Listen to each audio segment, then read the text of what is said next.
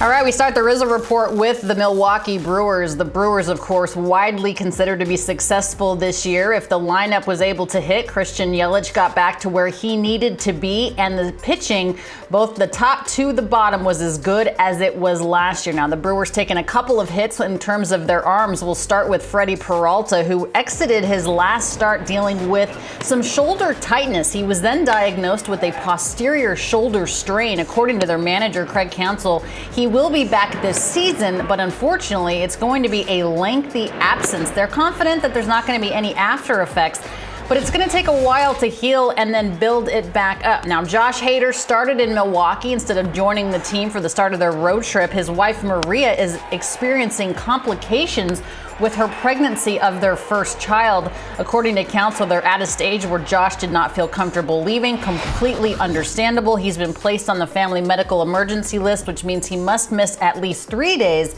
but cannot spend more than 7 days on that list. Obviously, of utmost importance is the health and safety of his child as well as his wife. Look at the numbers from both of these guys. Hader has yet to give up an earned run this season, a .045 opponent's average against in his first 15 saves. He has saved in every single one of his chances.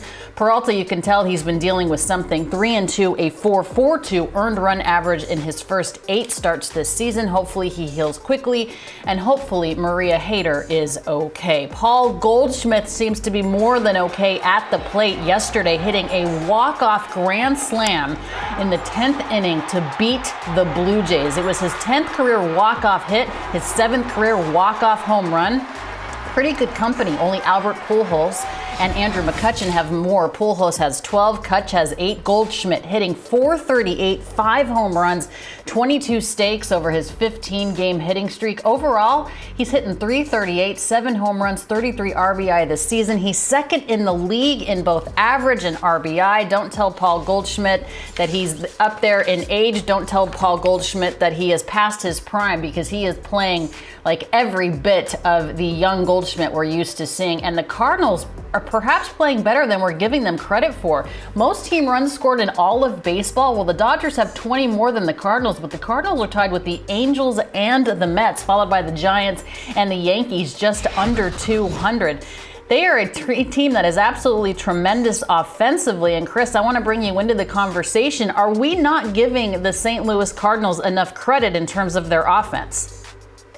Well, remember, they're playing in a very poor division. The Reds are terrible. The Pirates, they scored 18 runs against them the other day. I mean, obviously, the Cubs, they haven't played them yet.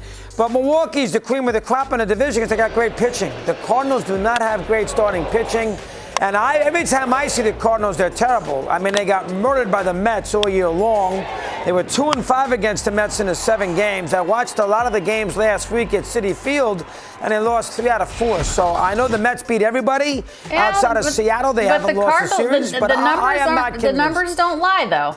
The numbers don't lie, though. I know that you're saying that they've played, teams that they're supposed to beat in their own division, but they're not just playing in the NL Central, and they rank among the top 5 in every single offensive category, not just in the National League, but in all of baseball. So I agree that the Brewers have better pitching, although we'll see what happens, how long Freddie Peralta is out. They need Josh Hader in the back end of that bullpen. He will obviously be back.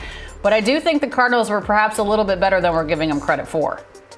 Well, I mean, I think they got a heck of a chance to make the playoffs as a lower seed, but I don't. They're only 5 games over 500. I mean, it's not like they're 15 over.